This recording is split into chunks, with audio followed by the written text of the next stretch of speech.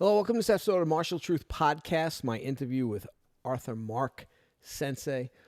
Arthur Mark is a former NYPD detective, a longtime practitioner of Shorinji-Ryu Kenkokan, studied with some of the early pioneers of the system, varied martial arts background, studied with many people, many martial arts. He gets into it in the podcast, so I'll let him explain. It'll be better.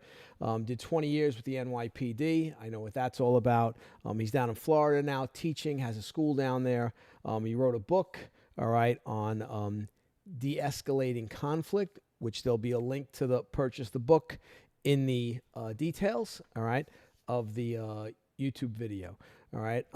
I will be in New York next month. We're about a month away from my seminar, my 4-day seminar at Seishin-Kan East, my old school in Floral Park, New York. My feeding crane master, Lu Chang-yi, will be doing seminars in Boston, Colorado, and also in Peoria, Illinois. So I'll put out a post with the details for the 3 different events. If any of you could make it, I'm sure you'd like that a lot. His seminars are usually pretty good. All right. You know, sadly, I will not be able to attend. Of course, every weekend that he's doing the seminar, I have a previous engagement. All right. It's just the way it goes sometimes, you know, can't do everything. All right. So sit back, enjoy, and I hope you enjoy my interview with Arthur Mark. I really enjoyed talking to him. He's a good guy. And I'll let you guys sit back and watch it. Take care. Arthur Mark, welcome to the Martial Truth Podcast. Arthur Mark is a former NYPD detective. He's a senior instructor of Shorinji-Ryu. Right. I had a previous Shorinji-Ryu senior instructor on. Really enjoyed that conversation. Someone suggested I have Arthur on, and I thought it would be a good idea. We're both former police officers and detectives. He's got a varied martial arts background like myself. He's written a book. Hold up the book, Arthur. We'll get the plug in for the book right away. Okay. Right. Verbal De-Escalation by Artie Mark. It's available on Amazon. I'll have a link to it in the description. So, Arthur, why don't you give us a little bit more serious background of yourself, and then we'll go on from there. All right. Well, thank you, Haji Calandra. So, yeah, my martial arts journey started when I was 10 years old. Well, first of all, I'm from Staten Island, New York. So, born in Brooklyn, but moved to Staten Island at a very early age. So, growing up in Staten Island, you're from Brooklyn, like very similar. Right. Similar. Most Staten Islanders were considered Brooklyn people moving over.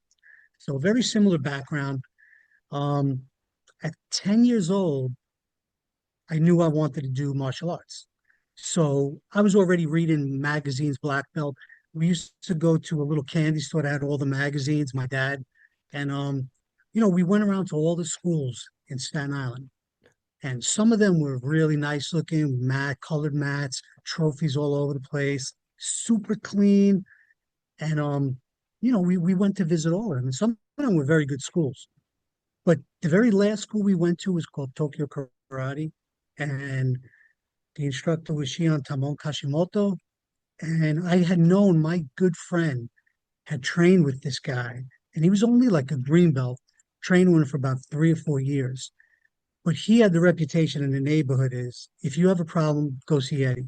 Right. Also NYPD detective, by the way. Okay. And so it was the last school we walked into, actually.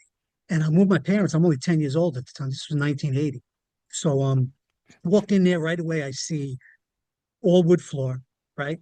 Wood floor, white cement walls. There's like splatters of blood all over the white walls. Makiwara boards everywhere with blood.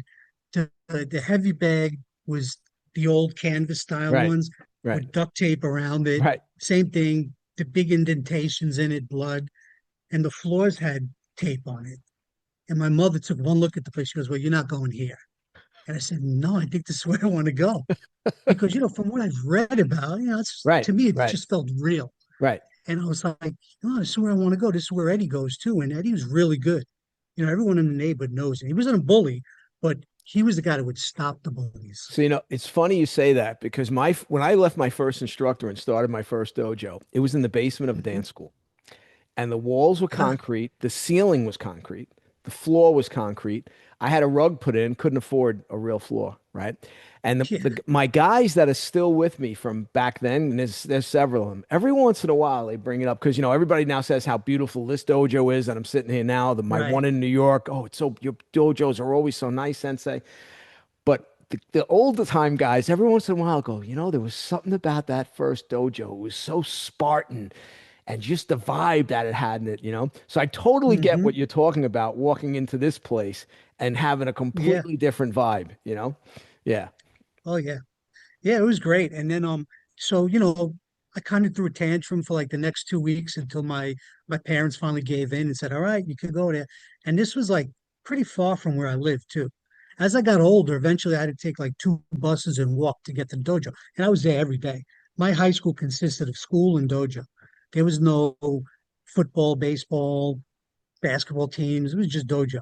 So but it's funny, like I saw the transition from a 10-year-old kid to when I hit my teens and how different he became. Right. Like once I got to that age as teenager, it was when I tell you no nonsense, I mean he was strict. And yeah, So I was just gonna say, all my children trained until they went off to yeah, college. And my son lives here in Arizona, but my daughter and other son, they live out of state. But anyway, they would always make the comment when they moved into the adult class, they would say to my wife, "Wow, Dad's very different in the adult class.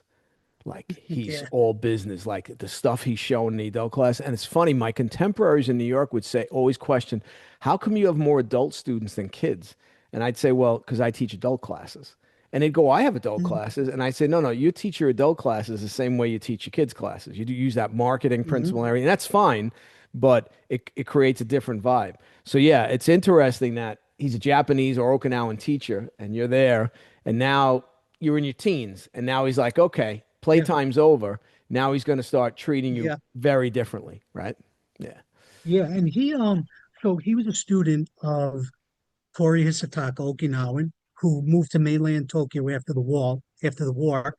And that's probably, I'm guessing that's a big reason why you don't read as much about him in all the Okinawan text, because he did move to the mainland. Right. And I don't know if they took that as a shun, or have no idea why, Well, but it's a similar situation with Jihuro Kusatsu, the founder of Tunru. So, he studied in hmm, Okinawa. He was Miyagi's contemporary, and then he moved to the mainland. So, I know someone now is doing a lot of research, and hopefully he's going to write something more in depth about him. But it's the same type of situation with his taka. Like until I interviewed Wayne Donovan, I was not really aware of his Hisataka, you know, um, yeah, and then finding out it's a Keon lineage, and yeah, unlike other guys, right? I don't expect it. I never expect anybody that comes from a particular lineage that has to look exactly the way like I do stuff, right? Um, because again, this guy, in a way, was similar to the founder of Ishinru. I mean, hmm, he didn't just study with Keon, he studied with other people, and he decided to kind of yeah, make his own thing. I find it fascinating the videos I've seen of him. You know, very different from other things I've seen, but yeah, not different where I'm saying, oh, that's bad. No, no, it's just different. Like where I'm like, huh, and I hmm, look at it and you know, um, so it's fascinating that these guys that came out of the Keon school, let's say, yeah, how different ones created these different visions, but all going back to what he initially kind of gave them, you know? So, yeah, like you absolutely, guys, yeah, I know you guys yeah, also do a vertical fist. You don't just do twist punch, hmm, you also yep, do vertical fist, right? that's right, Again, and yep, I say this all the time, the Ishinra guys, the guys that, can't get out of their own way. Oh, Tatsuo created the Ishinra fist. No, he didn't.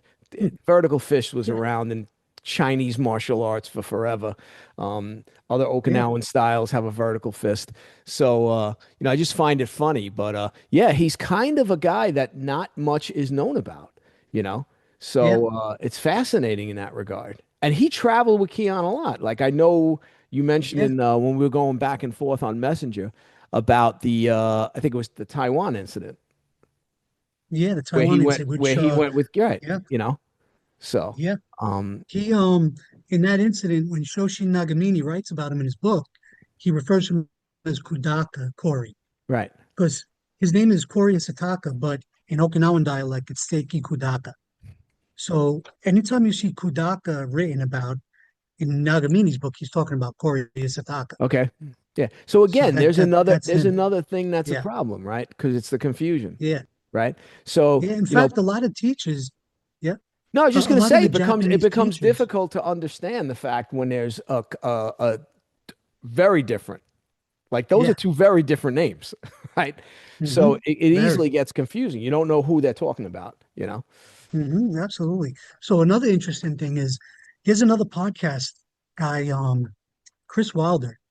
Years ago, he podcasted this guy Hiro Ito, who was a pretty popular martial artist in Japan, and he works with another guy that's all over social media. I forget his name. He's a short, stocky guy, Yomatiro, something like that. Anyway, he's all over social media. But Hiro Ito, I'm listening to a podcast, and in the podcast, he's saying, "Well, my teacher was Kudaka Sensei, and he couldn't see so good." And I'm like, whoa, he's talking about Koryu Sataka. Right. So this was a student that's not well known, Right. but yet he's very good. But he didn't stick with the Shorinji-Ryu name. Okay. In fact, I don't think he even went by a name. He just went around doing seminars on the coattails of this other guy who's I think a Shirin-Ryu guy. So anyway, Hirohito talks in the book how, you know, with Corey Hisataka, you did one kata for like 7 years before you even learned your second kata.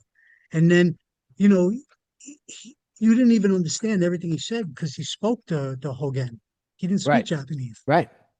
So even amongst his own students in Japan, there was an issue with the language. Right. So they just basically followed and did. Yeah. Well, That's well, the language thing is an interesting thing because obviously you have it with the Americans that brought it back, right? mhm, I mean, and don't get me wrong, I love yeah, these guys. They brought it back. Without them, me and you aren't sitting here talking, right? But correct. Yeah. but they didn't speak the language. And again, if you're Mhm, on Okinawa, you're talking about a combination of Japanese and Uchinaguchi, right? Um, mhm, so yeah. very very difficult. And even on the mainland, like I could tell you now, I had someone translate one time at one of my events with my Japanese sword teacher. And as soon as the guy started to translate, my sword teacher said, "Oh, you have an Okinawan accent." So Mm, so yeah. to this day, the Okinawan accent is different from the mainland accent. So even then, they can still Yeah. have a hard time sometimes understanding what the person's saying, you know? Yeah, So, definitely. For sure. And you know, when Kashimoto came to New York in the 60s, who did he start palling around with? He was here by himself. I mean, he had one or two other Shorinji-Ryu guys, but they were just more like colleagues rather than hanging out buddies. So he became friends with guys like um, Tadashi Nakamura, sure. Toyoharu Miyazaki, Right. Yoshi Shina, the judo guy. Right. There was a group of four guys that were very close, Shigeru Oyama. Right. So I can definitely see some of their influence in my teacher. Like even the use of the word us. We do use the word us. Right. And I know in Okinawa, there's some guys that get so touchy about that. Oh, yeah. It's just a Yeah. word. I mean, Yeah. I got to you be know, honest with you. I it, tell people all the time, I've only heard, even on the mainland, I only heard that used once, that term used once, and it was not in a mhm, martial arts right. context. I was with a group Hmm. of Japanese. We were participating in a religious festival, and a guy got there late. And as he ran up behind us, he got close and he went, "Oos," right, to let us know he was there. And Yeah, I remember turning around, kind of looking at him, thinking to myself, you know, I hear this term all the time in the States, but this is the first time, it's the only time I ever heard it used in Japan was in that context. I've never heard it yeah, in any of the dojo I trained in Japan. And yeah, you don't hear it in Okinawa. Okinawa is, yeah, yeah, it's a big no-no. right. It's like a So, no-no. yeah, And I think well, my teacher, and again, this is guessing, but I think he sees the way that the students get motivated from it. And it is when you see 100 students saying us every time the teacher's talking, it's right, motivated. right, It right, pushes you to train really hard, right, and right, that's what it really means. It means right. like to press on, go Yeah, forward. yeah. It was an Imperial Navy thing, Yeah, is where it started, I it heard. comes out of the Japanese militaristic kind of Yeah, view. And Yeah, that's why, the Okinawans are not, correct. they're not thrilled with that at all. I mean, I'll Correct. just tell you, Exactly. Yeah. the last time I was in Okinawa was with I was with Patrick McCarthy, and we were both Hmm. sitting in my teacher, Kichiro Shimabuku's living room, and Pat McCarthy asked him, Sensei, is it Shimabukuro or is it Shimabuku? And his response was, it's Shimabuku. I'm Okinawan. That's exactly what he Mm. said. So again, Right. the Right. Japanese pronunciation of Shimabuku is Shimabukuro. Right. He Right. doesn't want that. And he even said the Yeah. Kaikon has it wrong. The Karate Kaikon, the karate house in Okinawa, on his father's thing, it has Shimabukuro. And he said that's wrong. It should be Shimabuku. So, Mm. so yeah, even to this So day, so go ahead. Eizo Shimabuku was Tatsuo's brother, correct? Yeah.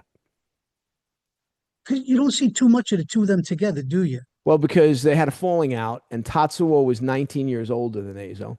And Okay, so that's what happened. I never knew. Eizo, who was an outstanding martial artist, um, Fantastic. the other senior sensei in Okinawa weren't too thrilled with him because he went to the mainland to get his Hmm. judan. Same thing. Same Yeah. thing. Yeah. So, Look at that. so again, Yeah. if you look at the kata he does, they're basically all the Ishinru kata plus the Pinans and a couple other ones he Yeah. picked up. But Mm. he does Seiyuchin, he does Sanshin. Hmm. So, he learned that from his brother. His brother was his main teacher. He says he trained with Kion, but you look at the math, he would have been very young. Um, Hmm. and then again, the war years, let's face it, nobody's training. Right. Like everybody needs to stop. During World War II, Right. nobody's training, right? Maybe that you're Hmm. working out yourself a little bit, but with what was going on, I know the Shimabuku family wasn't even on Okinawa for the whole war. Mm. In Kyushu, and a lot of Okinawans went to Mm. Kyushu to flee the war. Um, so Yeah. yeah, so it's Probably a lot more interesting. praying at that time than training. Yeah, yeah, Yeah. yeah, yeah. I mean, we're lucky we live in a country where to invade us isn't so easy. So Yeah. And the ironic thing with Corey Hisataka was if you read all the stuff written about him, the reason why he went to the mainland was because he saw his country in absolute disarray and demoralized. So he thought karate would be a way to bring that spirit back. right, So, I mean, it feels like he went there for the noble reason, you right, know? right. But, I guess, like you said, there's that animosity that probably just never goes away. Yeah, and it's interesting because there is within certain martial arts circles on the mainland. I've never seen this in Okinawa. Um, are the ultra right wing of the Japanese. Mm. Like they still want Japan to be an imperial power. And a Hmm. lot of these guys are descendants of samurai. So I've been in Mm. rooms where I'm hearing discussions where I'm like, okay, that's interesting. But then I have other friends on the mainland who, when we've discussed this, say to me, well, that's what got us in trouble in the first place. And that's what brought Yeah. about our downfall. And we don't want to experience that again. So, yeah, I mean, I think martial arts can be extremely motivating. I think it can be a great thing. Hmm. I think it can be a bad thing too, depending on how it's taught. Um, but Yeah. yeah, so I'll tell you an interesting thing that has to do with you and your career. So I know you did training with Bob Tajani, right? yes, Bob Tajani. So as I send you the picture of him and my teacher. right, right, So one day, towards the end of my career, maybe my last 3 years, I was in the 17th precinct, and I was a field training detective. I was training all the new rookies. okay, So I had like three different classes of rookies that I trained for 6 months. One day, this Asian fella comes in, and I see his name tag Taini. And I'm looking, I'm like, any relations to the karate Taini? He goes, yeah, it's my dad. But I'm saying to myself, wait, Taini's 100% Caucasian. right. I'm like, really? And he looked at me, he's laughing. He's like, yeah, I was adopted. He adopted him. Yeah. So, yeah. So what's funny is that you have links to Taini is doing some, he was your teacher for a while. This kid now, I heard, is now in the security detail with Intel. I think he drives either the PC Okay. or someone very high up in the police department. Okay. So that's his job now, kind of doing what you used to do with Schumer. So I'll give you an interesting story about the PC, the current PC. Yeah. Hmm. So, Jessica Tish's parents are Jimmy Tish and Merrill Tish. Always Hmm. treated me Oh my God, they treated me phenomenal. Very nice people. So Jimmy comes up to me and says, "Hey, Mike, can I ask you a question?" I said, sure. He goes, "My daughter's got a chance to be an intern in the NYPD." So this is going back 20 years, right? And Yeah. I said, "Oh," he Wow. goes, "Yeah, could she talk to you about it?" I said, "Sure." So she comes over. She's young, she's 19, whatever she is, 20. She comes over and she asked me, I said, "Well, where do you have a chance?" She goes, "Oh, I have a chance to do it in counterterrorism." I said, "Oh, the chief's a good friend of mine." I said, "If you go, tell him you know me." And I said, "Listen, I think you'd find it really interesting." I said, "It's an internship. I think you should probably give it a shot and see how it goes, but I think you find it interesting." "All right, thanks a lot." And I said, "Listen, if there's anything else, like just let me know, right?" Now she's the PC. That's So she did the crazy. internship. Then she became Yeah. the deputy commissioner for, I think, technology within the department. She's Mm. responsible for modernizing all the technology, and now she's the PC. So I jokingly tell people I'm responsible for her becoming the police commissioner, Yeah. police commissioner in New York. Yeah. So it's just crazy how things happen. So, but yeah. Yeah. Absolutely. Yeah. And So yeah, I I didn't worked know at that about NYU. I didn't know that about Tayani Sensei's son. Yeah, I trained with Tayani Sensei. We met it through Nick Adler. Um, Mhm. hit it off. He invited me to come train with him on Sundays. I didn't train Goju with him, other than he went over Mhm. Seiyuchin and Sanshin with me extensively. But Right. he also looked at all my Ishin Rukata and made suggestions on certain things. He was really into the Bubishi, which I was really into and I'm still am into. Mhm. So I had him come in, and then one of the times Pat McCarthy came in, Tayani came in. So it was yeah, so I enjoyed training with him a lot. We drifted apart near the end, but these things happen. Mhm. Um, it's Yeah. just the way it is. And sadly he didn't take care of himself. That's one of the Mm. things I try to preach to these guys is you've got to really take care of your health. Yeah. Sure. It's tough, but you got You to know take what? care of your health, you know? When I watch a podcast, there's so many things that me and you have a very, very similar path. So, I mean, to the point where I'm on that floor every day, 5 days a week, Right, and I am killing myself. The one thing I laugh at is when you say, "Yeah, there comes time you have to kind of change a little bit." right, I can't do it. I try, and then I see the people jumping around. I got to get in there. I got to right, jump in, right, and listen, I'm 56 now. I'm feeling it. My joints aren't the same, right? right, I still feel great, right, and I still make my students try to catch up to me, keep right. up with me. Yeah, I'm the same way. And the one Yeah, thing, yeah, and the one thing I will do is, I know you don't do too much sports sparring. I do, but it's more of an escaping drills. right, So I have one person do offense, the other do defense, and I teach them to get out of the way at the last possible second. And we might just be walking around, jumping around the mat, right, escaping 100 times, but right, every single one of those escapes would have a counter to it. right, right, So then we work on the counters after. right. Okay, now we get behind the person. Now what do we do? Take them down into some kind of lock Yeah, submission. So it always leads to something that's going to submit someone a counter. yeah. And that But kind of training is good for like cardio and stuff too. So there is benefits to yeah, it. Like I have my kids do sports sparring because I want them to get a little bit of fighting spirit. The adults yeah, I just work off of pretty much serious attacks. That's what I work on. And I do a lot of 1 point stuff. So there yeah, is some elements of that. I just don't do the things where I'm calling points. Um, but yeah, yeah. yeah, And I honestly, I totally don't get do what you're that either. saying. Yeah, I don't call points either. right, There's no points. I don't call right, points. Sometimes for like a promotion, if people are testing, we'll do some. We do full contact, no bogu. right, I do training with bogu right, sometimes, but when we have a promotion, it's I kept it kind of old school where we do from waist to here, full contact kicks and right, punches. Brown belt, black belts kick to the face with control. So right, there's light right, kind of contact. And that's the way my teacher did. Now, here's the real funny thing about Shorinji-Ryu. As you know, Hisataka was big on Bogu, right, and he one of the guys that implemented Bogu. One of the right, and now they even have a whole art called Koshiki right, that's all Bogu fighting, right. right? Full contact. So Kashimoto, my teacher, broke away from the Bogu. Reason being, you get two guys with Bogu, it's like rock'em sock'em robots Right. because they're not feeling it, Right. right?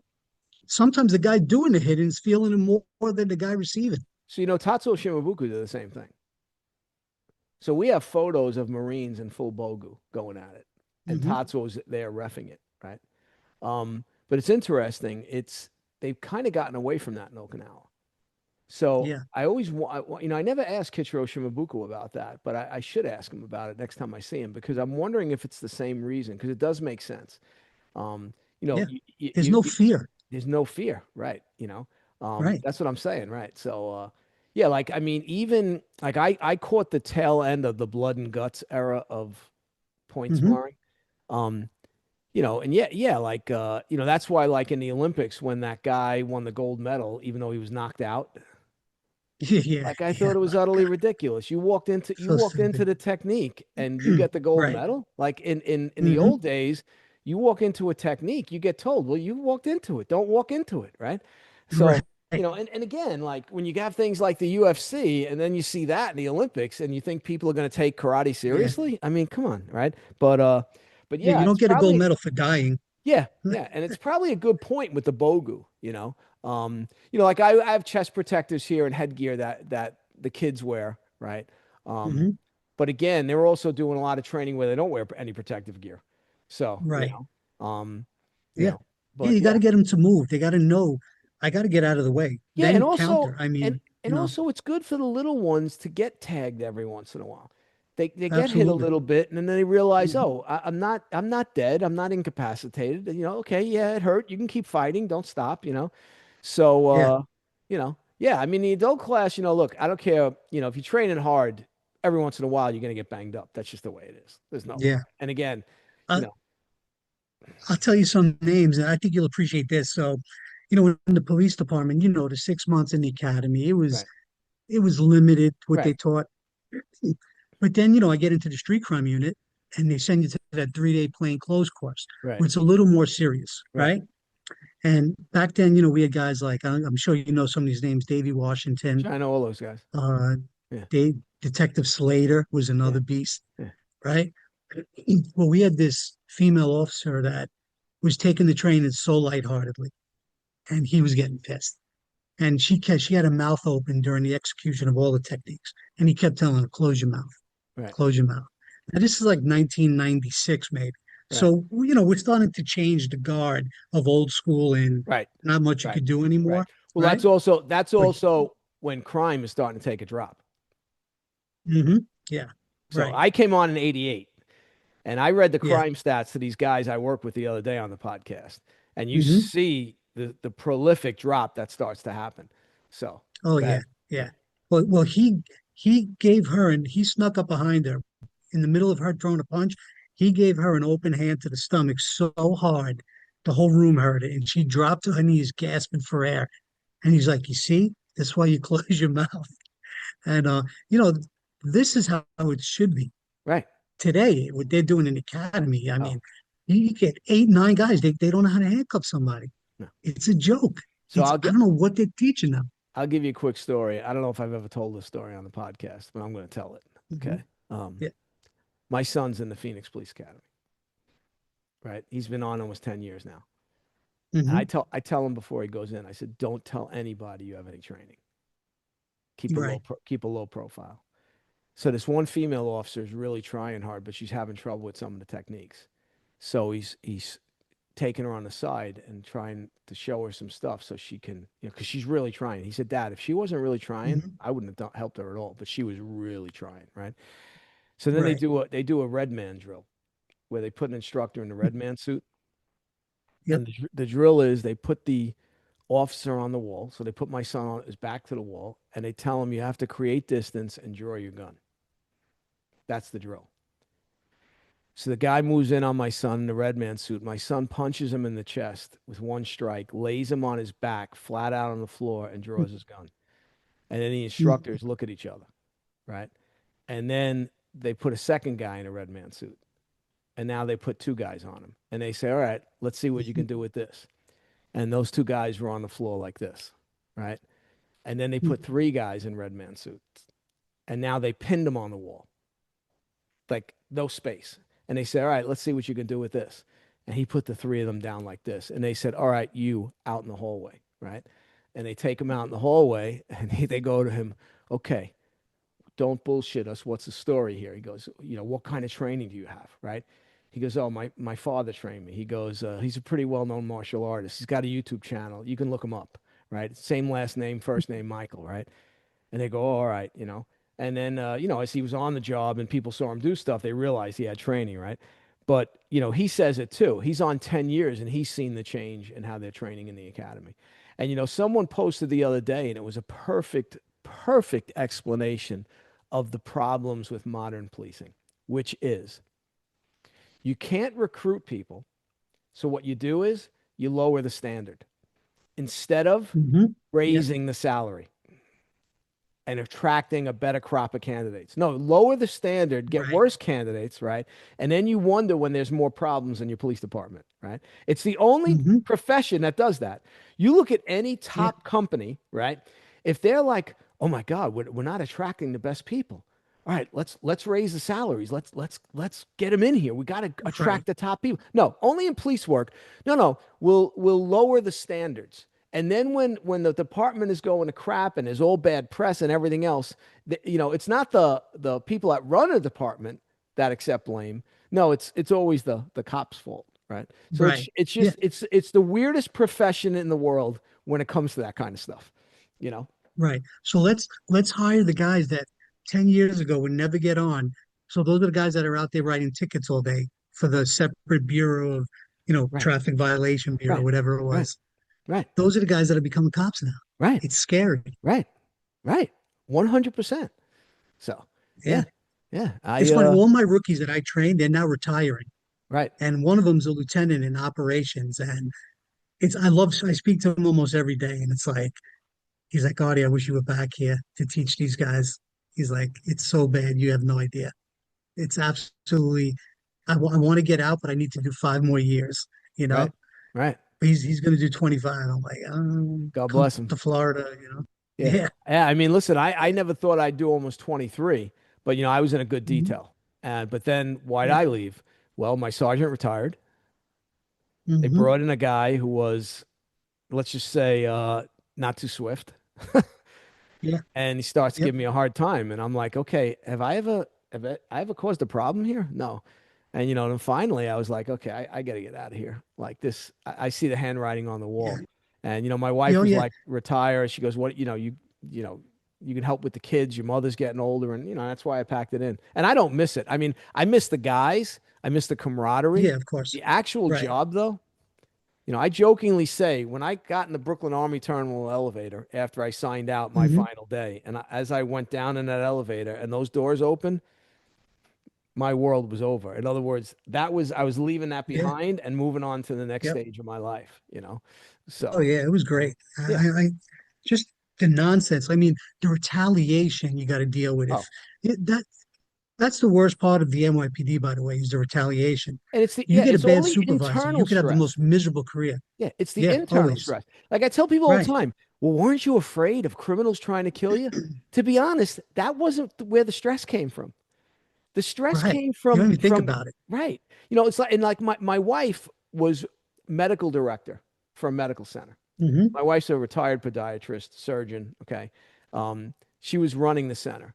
And she once came home and said to me, you have to actually work at being an asshole. And I thought that was the one of the best things I've ever heard anybody say because she goes, if you're just doing the right thing, you don't even have to think about it. Hmm. You don't have to worry about Right. lying to people or this. You just do the right thing and everything goes so nice. But when you really want to Yeah. treat people like garbage, like you have to work at it. And that's one of the things you see in the NYPD. And look, you see it in the martial arts too. Let's bring it back Hmm. to martial arts. Right. Um, you know, you get promoted to a high don. Okay, all of a sudden, I'm watching these high dons treat these lower dons like they're their serfs, like they're their servants, like they're Hmm. garbage. I'm like, what's Yeah. up with that? I mean, ridiculous. You don't, and you do see it in Japan. I haven't really experienced it in Japan, the teachers I've been involved with. Um, but the idea that, okay, well, I'm now an eighth don, so that means I can treat six dons like they're my servants. Oh, go carry my bag. Oh, Right. go do this. I mean, it's the same thing in the police department. The guy that, makes boss, wasn't a heavy hitter as a cop. And Right. now he's Almost telling, never, right? yeah, and now he's telling everybody what to do.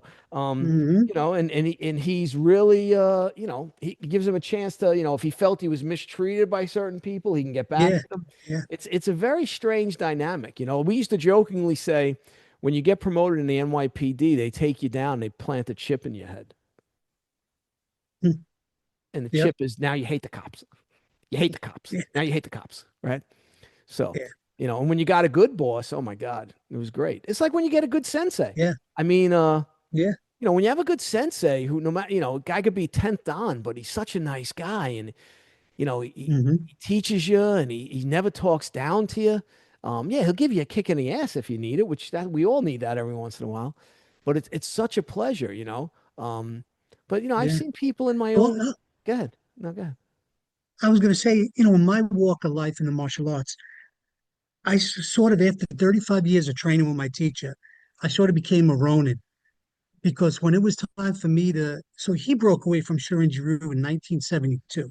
So Right, the original story, really quick going back, was there were like five main sensei that came to Canada and the US, five Japanese guys. These were Corey's top guys, right? right, And then some stayed in Montreal. Mine went to New York. Another one went to Baltimore. Another one went to Connecticut. So the guy that I was with, Kashimoto, he was the first to break away from everybody. And a lot of it had to do with politics, no doubt about it. Um, he didn't like the way things changed once they came to the US, and sending that envelope back home every month. He couldn't live, couldn't feed his kids, right? right, So he decided to break away. So he, out of respect for his teacher, because he adored Corey Sataka, talks about him all the time. But here's the funny thing: because he broke away from the system, he never referred to it as Shorinji-Ryu. I'm going to tell you, until the internet, until like '97 is when I started doing all this research. But he would just refer to him as my headmaster, my right, headmaster. right, So you had all these guys that knew about him, but here I am training with one of the pioneers every day for right, 35 years. right, He never even knew anything about the history because he right, wouldn't tell us. right, Because he's like, okay, I separated from them. I'm doing my own thing. right, It's called Nanzen Kai. He named the style Nanzen Kai. right. And then it wasn't until I left Nanzen Kai, which was in 2014, I opened the What Nanzen does Kai dojo in Nanzenkai Jersey. mean? What does It just Nanzen mean? it signifies the Nanzenji temple Okay, in Japan. okay, He said it's just a beautiful structure that withholds the test of time, okay. and that's his idea for his style. Hey, that's fine. It just I was just yeah. curious. I was So just he curious. So, yeah. So he named it after that. He loved that temple. So anyway, so 35 years with the guy, and then I get my own dojo in New Jersey. Now I retire. I'm not at the dojo 5 days a week. I have a couple of side gigs doing security. right, So my idea of a dojo was to be there 2, 3 times a week, more like a club, right, you know, less hours, more people. Where if you have every day, it becomes a total immersed business. I don't right, want that. He wanted me to basically live there right, because that's the way he had to do it. right, But I don't have to do karate to feed my family. right, I just retired. I wanted some freedom. So, not it wasn't breaking on bad terms, but basically, if you want to carry on this name, you need to be here all the time. And I respectfully said, I guess it's time.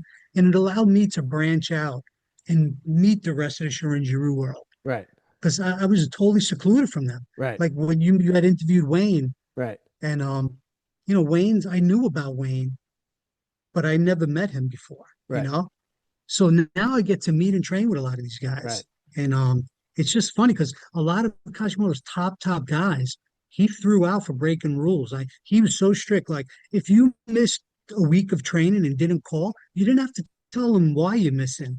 But the respect of just saying, "Since I can't make it this week, okay, no problem." Click. You just got to tell him. If you didn't tell him, he would kick you out. right. He was crazy old school, but that's more of the Japanese side of it, I think. Well, it's interesting too. I think this is a problem in modern times that people don't adapt. So, if you like me, I don't have to adapt to anything out here now because I have my it's Right. it's in my backyard on my property. I only have a handful of Hmm. students. But in New York, my school, and it still is open 7 days a week. And the reason for that was I taught so Right. many arts. I'm teaching so many arts. Yeah. Okay. But was I there? Was I physically there 7 days a week? Obviously not when I was working.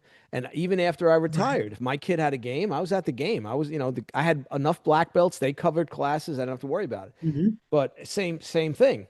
The dojo wasn't paying my bills, right? Right. So, and the guy that took over is retired And, lieutenant, and it's the same thing with him. He, uh, he runs the dojo as long as the dojo's paying for itself, he doesn't care, right? But right. and yeah, the other thing I'll say is, when I left my first instructor, right? I went to Okinawa and I already knew the headmaster. So it wasn't like I never met him. I knew him. I actually had a Hmm. very hours long conversation with him one time. And, so he told me that first time in Okinawa that I should go out and train with everybody that I think is better than me and bring that experience back into Ishinru. Hmm. And, it's like now you left, but now there's that freedom, right? That now, well, let me go see what Yeah. this guy's doing. Yeah. Let me go see what that guy's doing. And if you like something they're doing, you can bring that into what you do to make what you do is even stronger, Hmm. right? Um, Yeah. so yeah, so I He think, actually gave me permission. He actually gave me permission to train with someone else, which shocked me.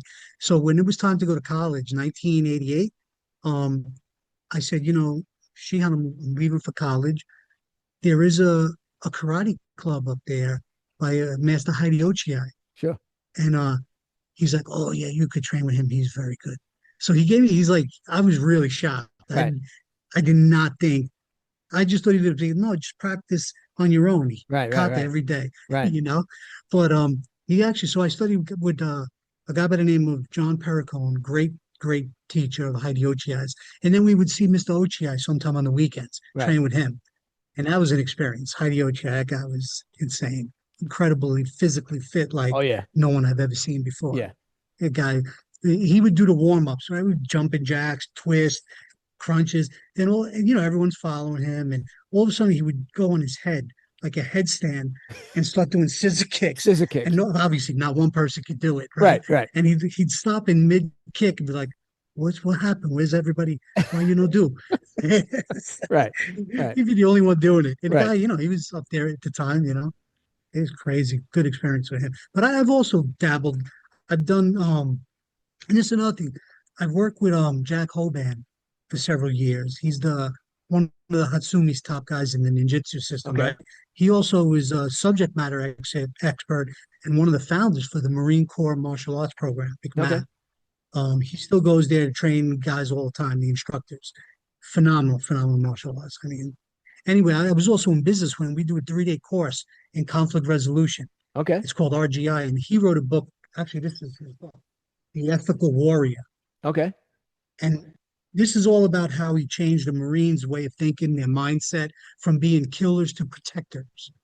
And we civilianized that course, and we have training cops doing it.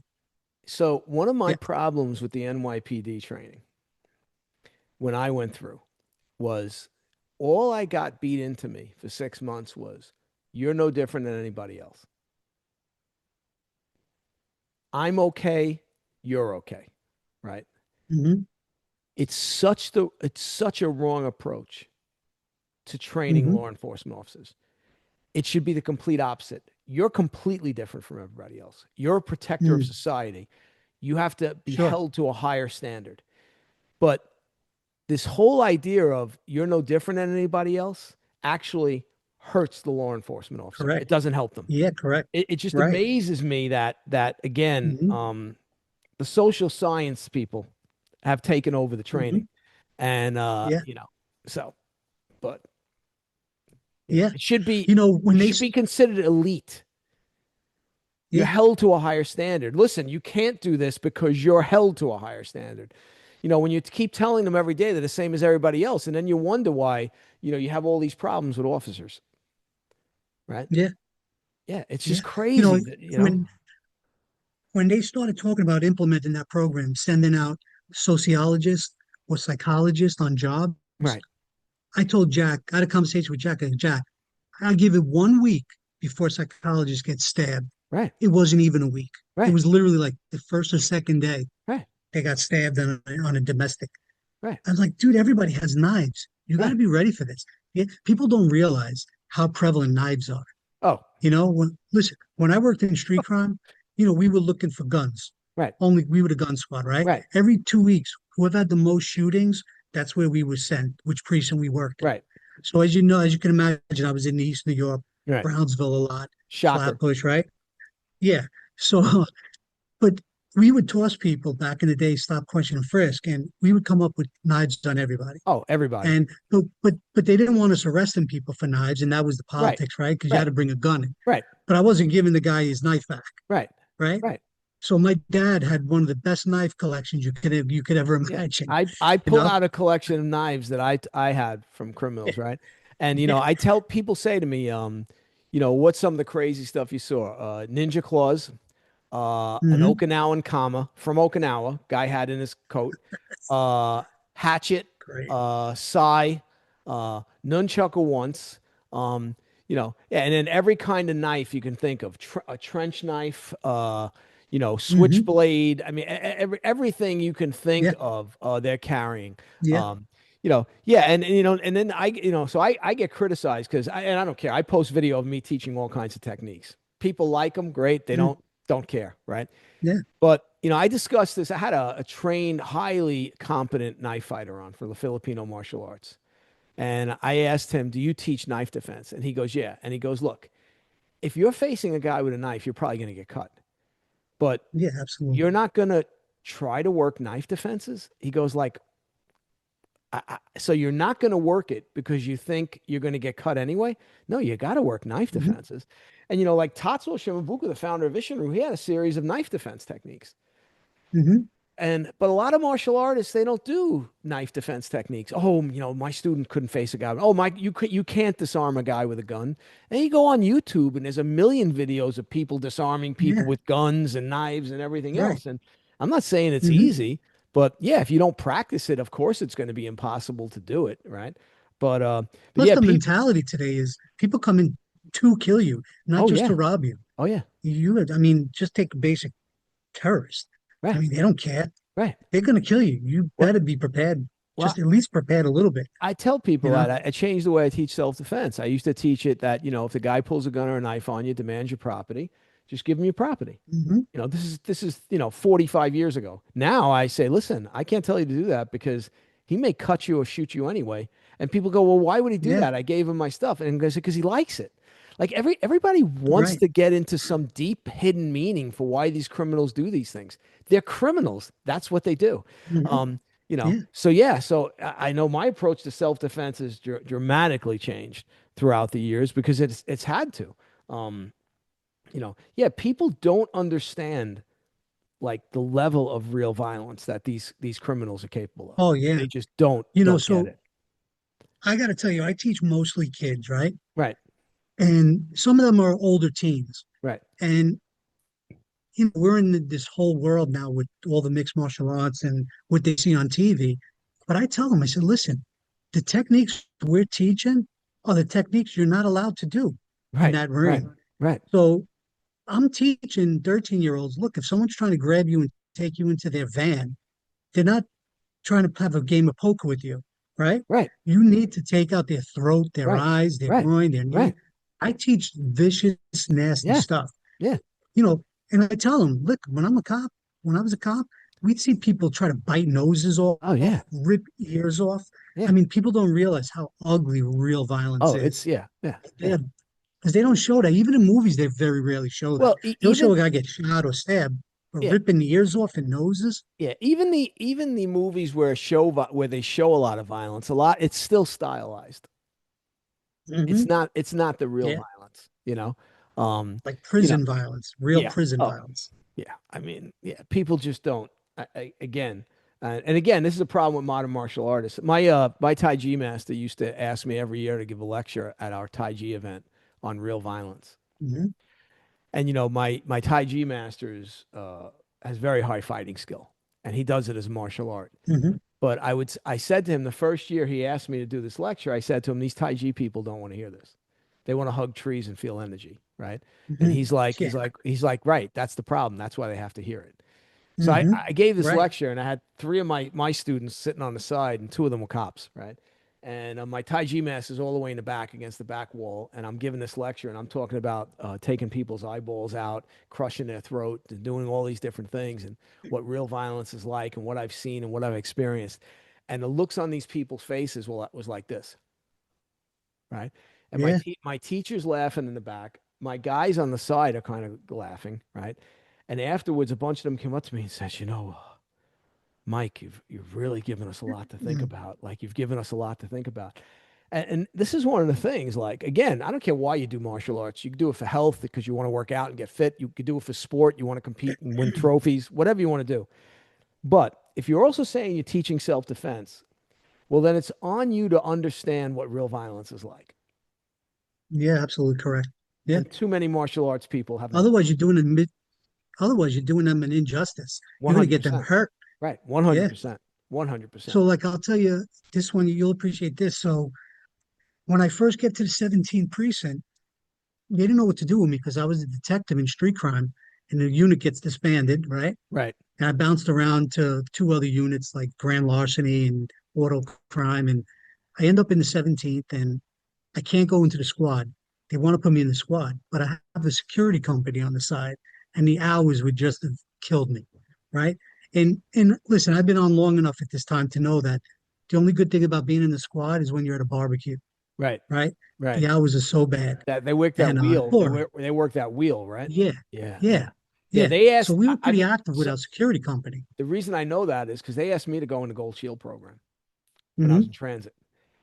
Yeah, And when they told me the hours, I was like, oh, I can't do that. I said, right. Yeah, kill it's my horrible. business, my dojo, and I'll never see my family. No, I'm not interested. I'll stay in transit. I'll do plain clothes in Yep, transit as a cop. yep. I'm very happy. So So yeah. this was the first time I ever made a phone call for someone I knew, and my phone call was to not go to the squad. That's like Right. the opposite of most people's phone Right. call, right? Right. So they decided to make a position for me as a training detective, which they didn't have. Okay. Back then, the FTOs were sergeants. They didn't have Right. detectives anymore doing Right. that. So they gave me that position, and it was great. It was absolutely awesome.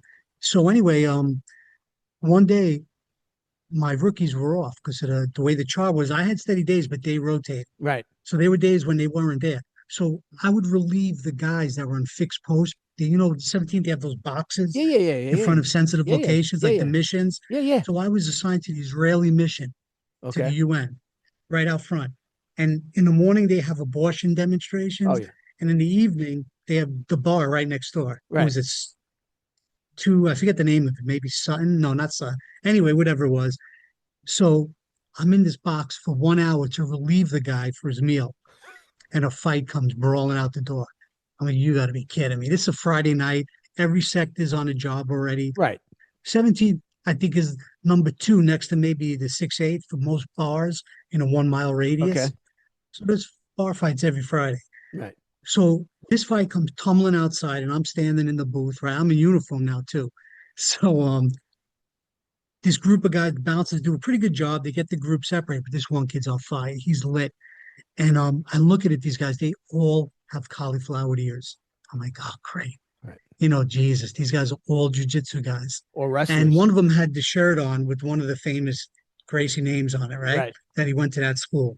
So I'm like, I'm trying to de-escalate, but some of them are drinking. So a little less effective. And there's Right. five of them. There's one guy that just will not let it go. I tell him, I say, guys, please take your friend home. Right now, nobody's pressing charges. You guys can both go home. Otherwise, I'm telling you, you guys are going to end up in jail. It's not worth it. Right. I'm like, tell them, they have bologna sandwiches there tonight. Is Right. that what you want? Bologna sandwich and milk, you Right. know? So they won't, there's one kid won't have it. He's too blitzed. So finally I was like, all right, I'm gonna have to go with this guy. There's not I could do. Meanwhile, my backup's coming. Right. And that's another thing. I was never that guy to try to call for the 85. Right. I was very Right. hesitant, but for this one, I did. I didn't make it urgent, Right. but I said just get some extra units here. Right. So I hear them coming. This kid starts screaming, ready to go. He crouches down. He starts trying. I know he's trying to take me down. That's what he Right. does, right? I took one step back and I drilled both of my thumbs into his eyes until I felt that wet Right. feeling. It was Right. horrible. It was Right. wet and warm and moist. Right. And as soon as I felt that wet, I went like this with my thumbs, used my nail to slice his corneas. Right. And it worked. He was on the ground withering like a Right. in excruciating pain. If you ever look up lacerated cornea, it goes hand in hand with excruciating pain. Yeah. And that's what I had to do because if this guy got me down, he has my gun. Who knows? Well, You plus know? And you're in a situation with a big crowd. I mean, in transit, yeah, exactly. that was His something we friends are dealt. with him. Yeah, when when you were on solo, so for first couple of years, I was on solo patrol in transit.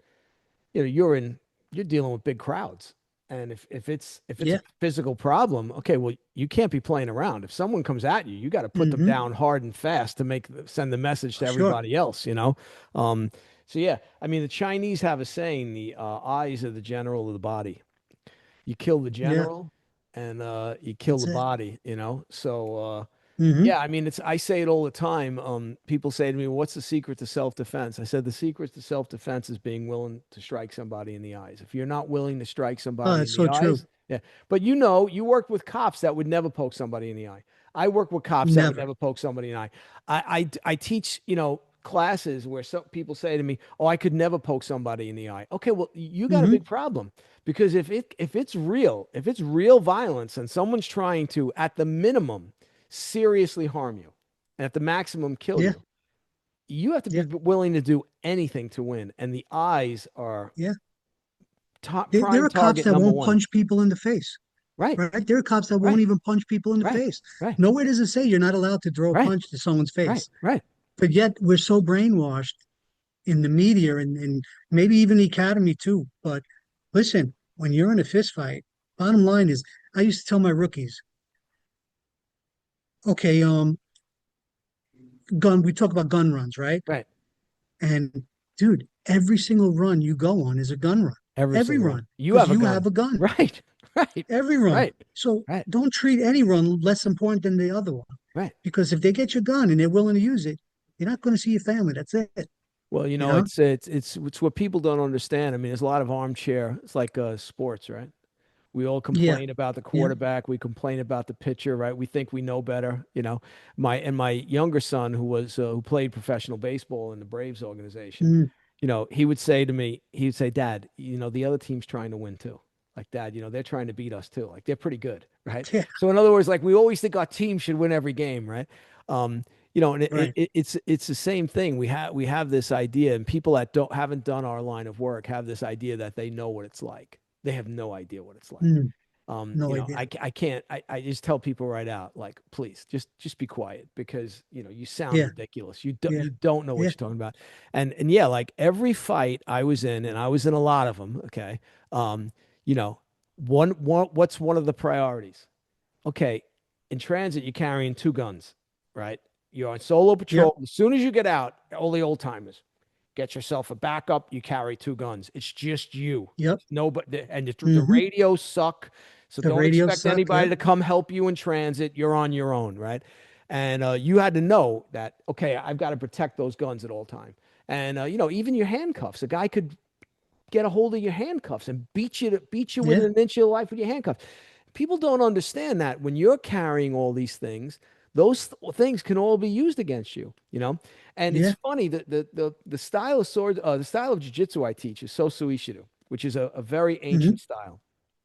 The very Right. first kata, you're in Seiza, and the guy goes to sit in front of you in Seiza, and as he sits in front of you in Seiza, he tries to take your sword.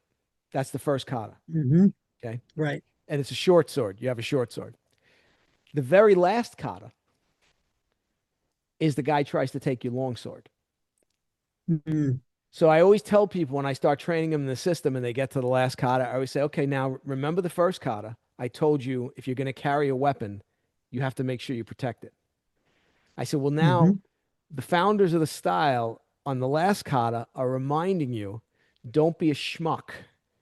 You're carrying a sword, protect it, Right. make sure no one takes it from you and use it on you. So people say to me, well, why do you train these ancient arts? They're not the same. They're all the same. They were worrying about the same Hmm. stuff 400 years ago that we worry about now. Don't be killed by Right. your own weapon. Simple as that, Yeah. you know? Absolutely. Yeah, So, so many cops throughout history have been oh killed with yeah, their own oh weapon. yeah, I mean, yeah, it's unbelievable. yeah. And you know, is one of it because they freeze and they stop moving their feet, and Right, they go to put their hand down right, to grab their weapon, and right, now it's a fight for the weapon. right, When all you had to do is just keep moving, stick your right, hand out, and right, turn right, blade your body. right, right, That's all you had to do, right. you know? Yeah. I mean, it's sad that more people in law enforcement don't train. Hmm. I Yeah, always was under the belief if they really got their shit together with their tactical programs and taught techniques that yeah, actually really worked, you'd have a lot less civilian complaints because guys would be able to get guys into handcuffs so much easier. Um, easier, much but easier. they don't want to spend the money and they don't want to devote the time.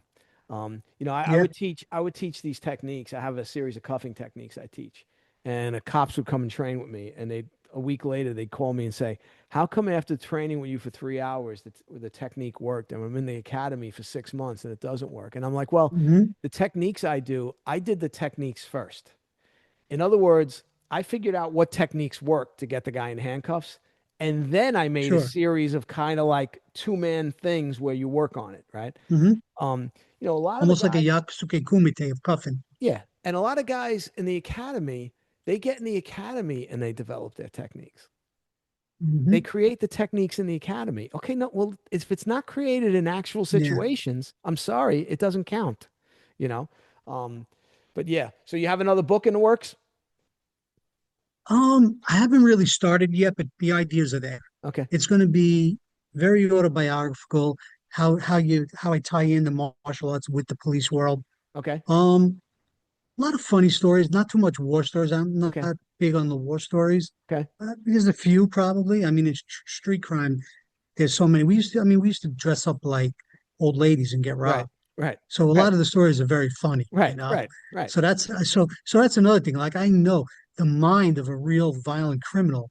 I'm dressed up as a 70-year-old woman, but yet I've had guys sneak up behind me, break a bottle over my head to take my purse. So who does that to an old lady? Listen, What kind man, of mentality are we listen. dealing with? Yeah. That's violence, right? So my grandfather was about 70 at the time, and his doorbell rings, and there's a guy stark naked. And Hmm. he Yeah. he was an old Italian, my grandfather, didn't even have a phone, real cheap guy. Hmm. And the guy said he got robbed, and my grandfather said, "Well, right around the corner is the precinct. I don't have a phone, but if you go around the corner." So he went. A few weeks later, detectives show up. They're interviewing my grandfather, what you saw. He goes, "Listen, all I saw was this victim come to my door naked, said he got robbed." And they go, "Okay, that's what we want you to testify." So my grandfather goes and testifies against the guy. I'm not a cop yet. I have a dojo in Manhattan Hmm. near Gracie Mansion. Anyway, Yep. my grandfather goes and testifies. They tell my grandfather, don't look at the criminal. Just look at me," the DA says. Never looks at the criminal. About a month after that, doorbell rings. Guy shows him a detective shield, right, with medals, and says, "I'm from the DA's office." My grandfather lets him in. The guy ties my grandfather up at gunpoint, Mm. steals his car, robs whatever he has in the house, Wow. left him tied up. Luckily, my grandfather was a monster. He Hmm. managed to, it took him a few hours, but he got himself untied. No phone, so he has to walk around to the precinct, tells them what happened. They recover the car a few Mm. days later, and they got the bad guy. And you talk about like he could have just as easily been killed. And people say, well, Yeah. and then the funny thing was, my grandfather said to me, he says, "Michael, I didn't even know what the guy looked like. If I knew what he looked like, why would I have let him in my house? Because they told me not to look at Yeah. him at the trial." So he goes, "The guy now I knew what he looked like." And so now when he testified, like he pointed at the guy. I was in the courtroom when he Yeah. testified. He says, "That's the guy that kidnapped me and Hmm. held me." And but yeah, people don't understand the level of violence these criminals are capable of. Yeah. And who do they prey on? They prey on the weak.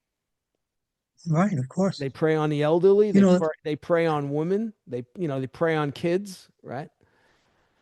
I So, do quite a bit of when I teach. I stress a lot about kids' posture right, and just looking around, looking people in the eyes. Don't look right, standoffish. right, That's how you're gonna get bullied. I right, call it the Facebook right, posture. right, They're on their phones like this with right, their shoulders hunched. right, Just bring your shoulders back and walk with confidence. right, That's half the battle, right, right? That's why. when you look at two cops and you see the fat slob with the mustard stains on his shirt, or the guy squared away, the criminal's gonna Yeah, whose gun is he gonna go I after? call it You presence. know? I mean, you have to have a Yeah, presence. absolutely. I mean, I tell Absolutely. people all the time, there were a lot of times the guy squared off with me and then I changed and he saw the change. And then Hmm. something went off in his head and said, this is probably not a good idea. And those Yeah, days were great because then the guy just put his hands behind his back and handcuffed him. But, yeah, I mean, if you carry yourself like a schlub, that's how you're going to be treated. You have to be yeah, the man.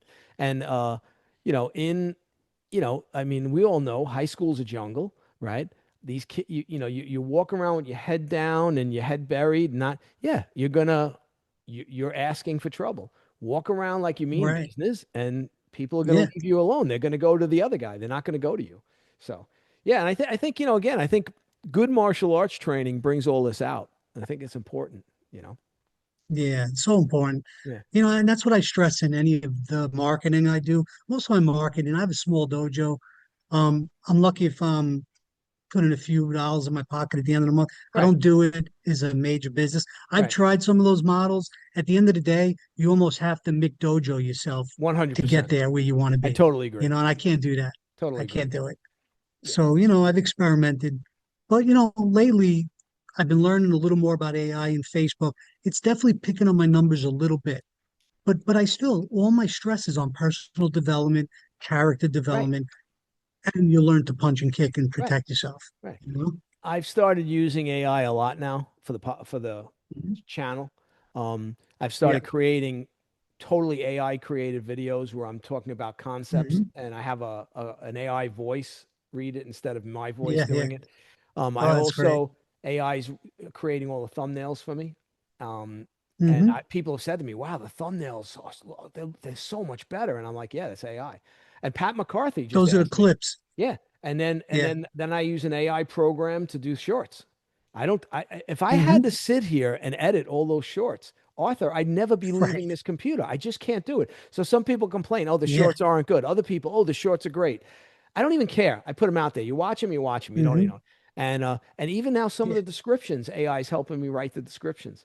Um, yeah, it's a great tool, and it cuts down the amount of time I'm sitting Yeah. here editing.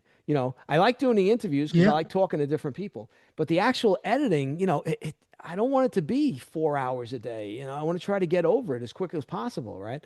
So yeah, so the AIs, I think anybody that's not using AI is making a huge Yeah. mistake in whatever You, profession you got you're to in. keep up with the Joneses You gotta, for sure. you have to, 100%. At the McCarthy very Sensei, least, bare minimum. yeah, McCarthy Sensei just reached out to me. He goes, "Hey, how are you creating those images?"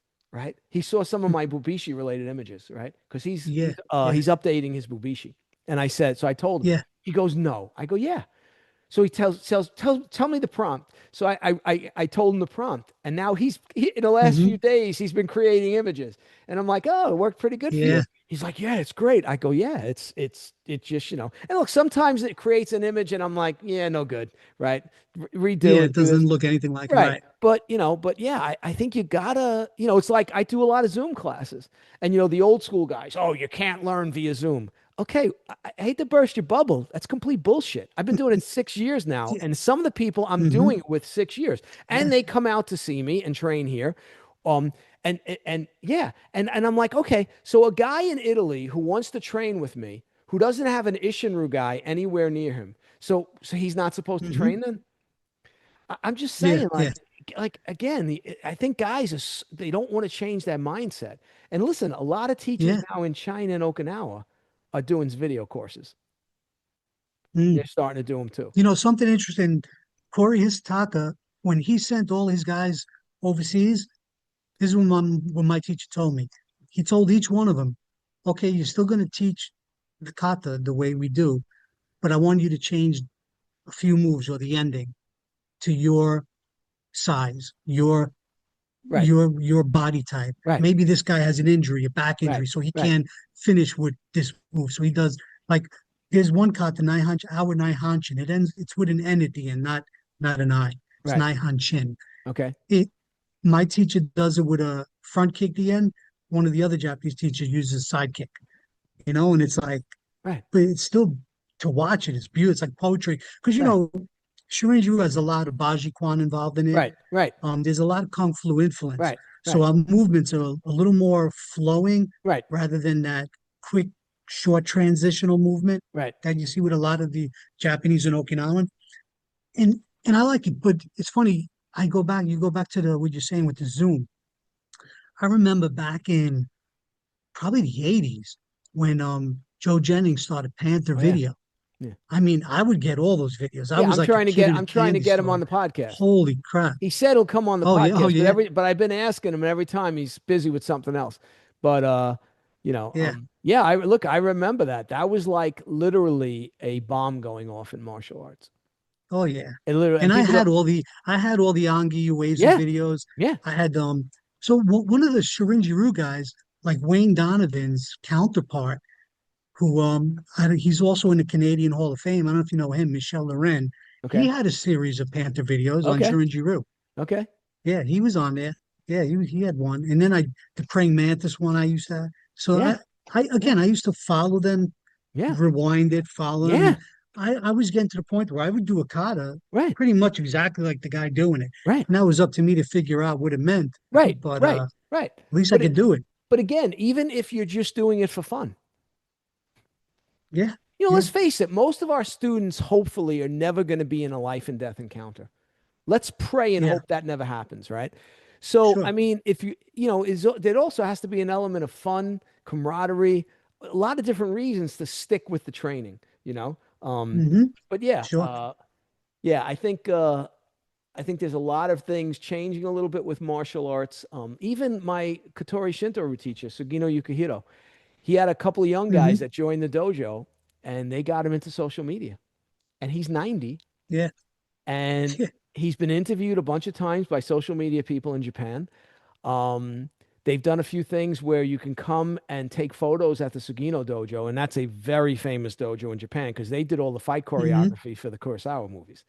So people come in Yeah. dressed Yeah. as samurais, they pose in the dojo, but it all brings attention to the dojo, and they're still teaching the traditional stuff, but Hmm. it's the way they're promoting it a little bit different.